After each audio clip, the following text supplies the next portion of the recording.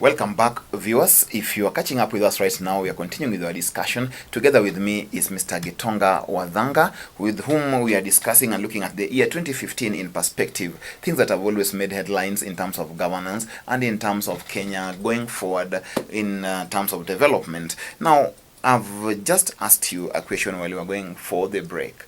The Ipsos polls show very well that the CORD leader, Raila Odinga, should quit politics altogether. And even if elections were called today, Raila Odinga will be trailing Uhuru Kenyatta by 10 percentage points. To be honest, I don't know where they do the polls, seriously. It's not like where I am at in this country. We know where I'm at is that Kenyans, and especially the CORD supporters, they still want Nani to run for office. And Nani is still the hope, is our biggest hope for transforming this country. He's our Magufuli in waiting. Yes, Magufuli in waiting. Yeah. But the polls show otherwise. That's what I'm saying. I don't want to dispute their polls, but where they did them, I have no idea, because that is not really the feeling on the ground. Where Nani gets 40 or 40% support if the polls were called today, I don't know. Because even in the heart of central Mount Kenya region, where I come from, yeah, people are very dissatisfied with the performance of one Uhuru Kenyatta. They are very dissatisfied, and a lot of them. Right? People are dissatisfied. Yes, and even for those that they openly say, this is one person that we are not going to vote for. Believe you me, even if we are not going to vote for Kwambo if Ababa was running, okay, they are not going to vote for. They are not going to vote for Uhuru. So the Moda Wanyuba factor would not play.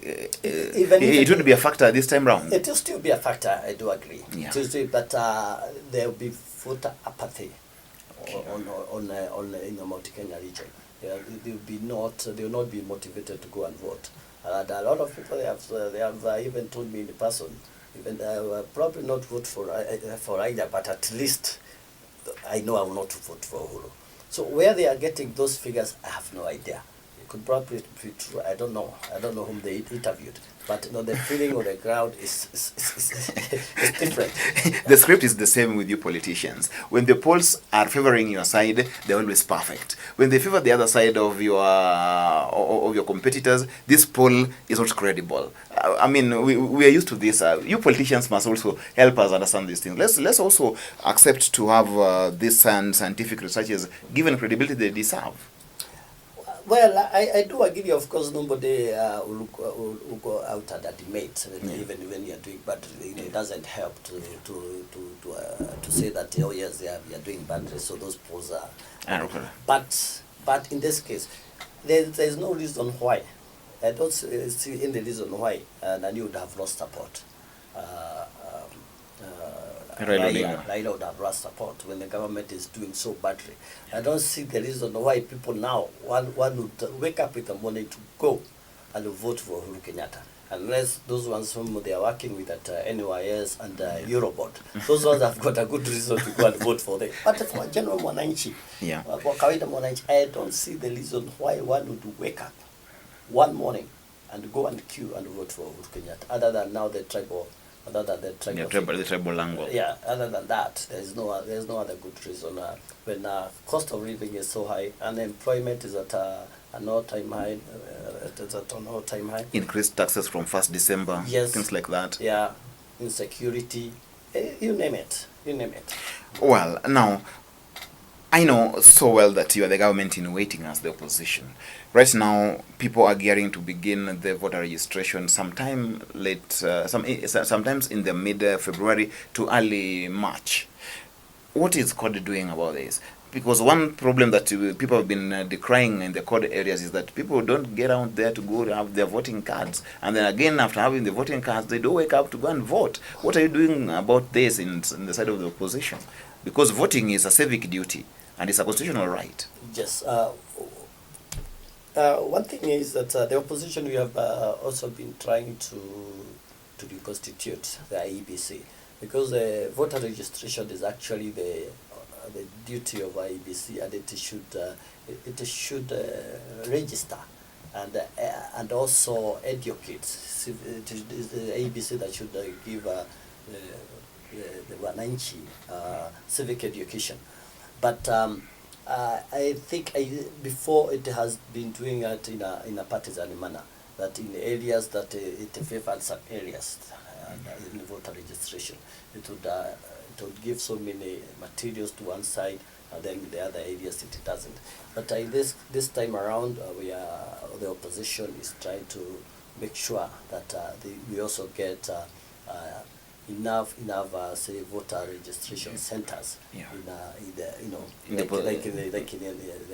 other areas, and we also doing our part. We also urging our people, our supporters, to take up to register for IDs and thereafter also register as voters.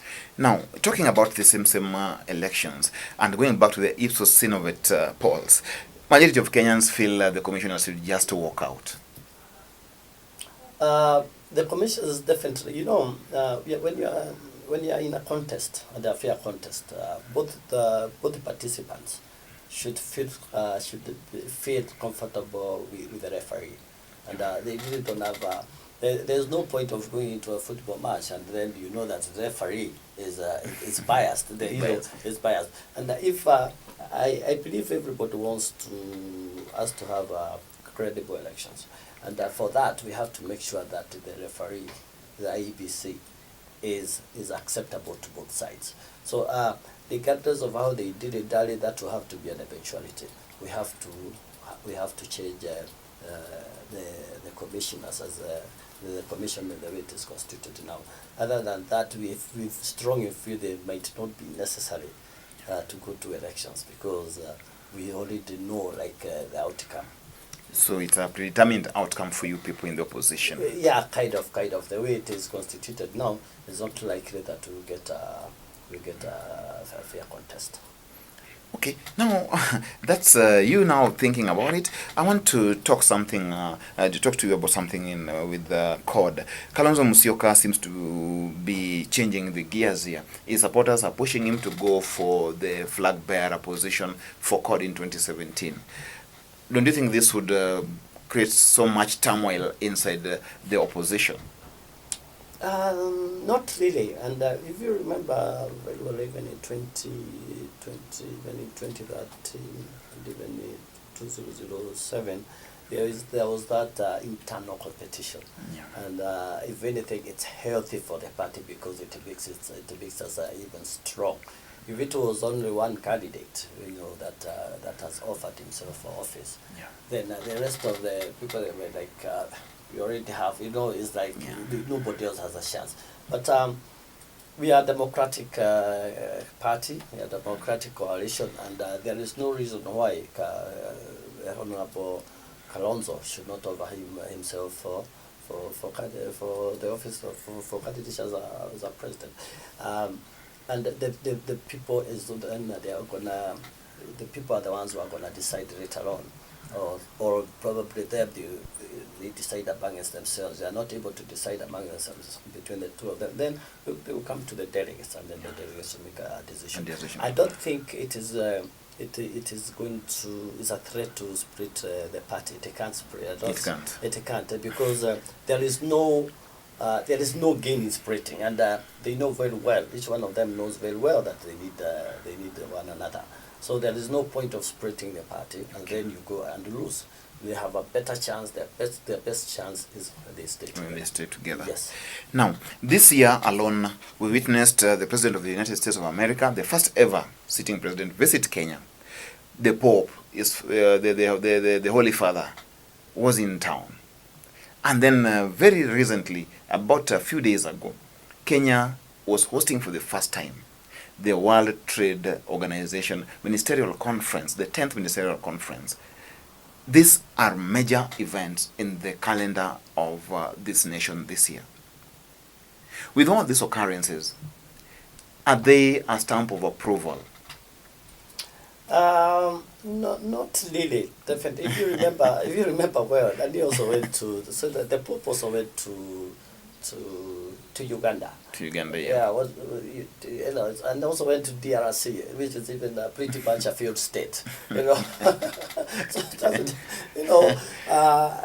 the president of the United States was in Tanzania way before, I think 2 or 3 years ago. I think he was in Tanzania. In fact, during his first term as the president, yes. Yeah, he visited Ghana, Tanzania, and Yes, they went. There's those type of people. It's just that within he was also coming to looking at the American interest. No, not really. It was not really about Kenya, but it's also it was really mostly about the American interest. The WTO conference, of course, it is not a bad. It's of course a good idea that it was good that we hosted.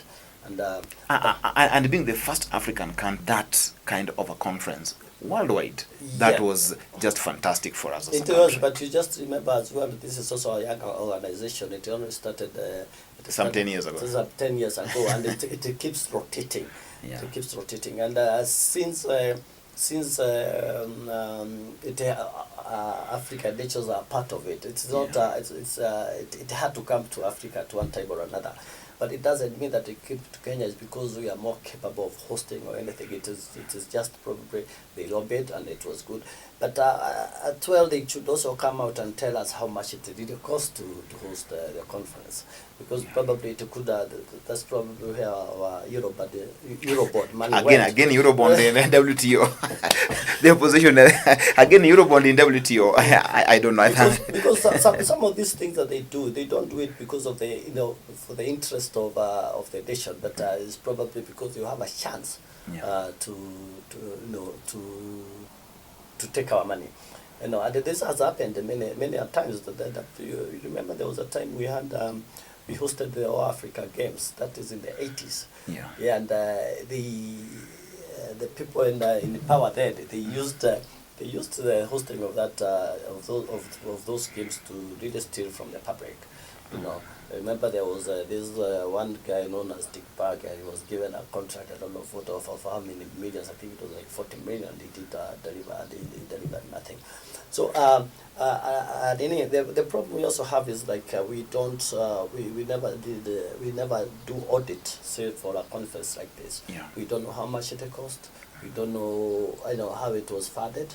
We are just told that we had a very successful conference. We are the first in Africa to hold it, and we did well. But how? We thought we need an analysis. We need analysis. It cost us this much, and we estimate that we earned this much, say, by the guests who came, and in tourism. But well, it wasn't bad, but we think we need to analyze it. We need to do a postmortem after such a conference. Now, Mr. Gitonga, thank you for your time. But before we leave, you have just half a second to comment about the law that has just been brought about to try and clip the powers of the Auditor General. What do you think about this? Do you think this is a serious interference with the office of the Auditor General? Because that's actually the accounting, it's the prefect for the accounts of the government. What do you think about it? Just in just half a second. Yeah, like I said before, the executive, of course, they have been trying to erode the powers of independent offices. Earlier on, it was the office of the Inspector General of Police. Now, of course, the NE has been paid in their back because the Auditor General, because it has been coming out has been pointing out the irregularities in the gaps in the budgets and the expenses in the system. Yes, such that they have also even resorted to personal attacks. But definitely it is their plan, of course, to silence him and make him not point out those irregularities. And it is not surprising because this is how this government has been operating, and they are scared of accountability. Okay, thank you. Now, just say a word of Happy New Year to all our viewers, and then we close down this program. It's been a wonderful year being with you. It's nice that you've always been with us, but again, wish our viewers a happy 2016? Thank you, Nick. It has been a good year, I can say, and thank you for hosting me here time and time again. Yeah. And I appreciate our listeners that they also that give us time to visit their sitting rooms. Yeah. And we pray and hope that this year, the coming year, will even be a better one. And I hope that also Kenyans now will rise up against bad governance, because this country belongs to us and we want to live a better future for our children. And I wish all the listeners a happy 2016 and a Merry Christmas as well. Thank you very much, our viewers. Even from us as a TV station, we must thank you for having been with us through all these interviews all the year long. Now we are folding up for this year, and we hope that we'll meet in 2016 well most rejuvenated and well prepared to get even more fantastic and even more interesting interviews from panelists like Mr. Gitonga Wathanga, who will be with us again, hopefully, God willing, when we begin the year in the year 2016. From us, the editors, the management, and the proprietor of LTN, we say also a Merry Christmas to you, a very prosperous and very nice 2016 wherever you are. For now, I wish you all that very success. Mr. Gitonga Wathanga, you also have a very promising 2016. Thank you, and you too. Thank you, sir. Thank you, viewers.